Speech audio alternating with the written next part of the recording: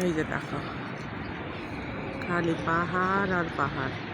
দেখিছো এত পাহাড়ের মাঝে এই যে হলুদ রঙের বাড়িটা হচ্ছে আমার রাসূলের বাড়ি। এই ঘরেই রাসূলের জন্ম। দেখিছো এই যে এইটা হলো আবু জেহেলের বাড়ি।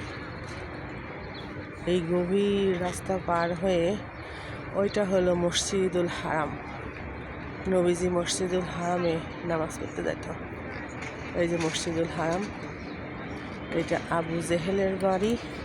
এখন বর্তমানে টয়লেট হিসেবে ব্যবহার করা হয়। আর এই যে ফিল্ড এটা পড়ে আছে, এটা হলো আবু লাহাবের বাড়ি। আর এই যে ঘরটা, এটা আমার নবীর ঘর।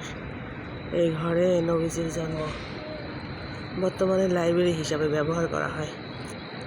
এই যে রাসূলের ঘর। রাসূলের ঘর, চারদিক দিয়ে শুধু পাহাড় আর পাহাড়। আল্লাহু আকবার, হৃদয় বিদারক দৃশ্য। এই ঘরে রাসূলের জন্ম হয়েছিল।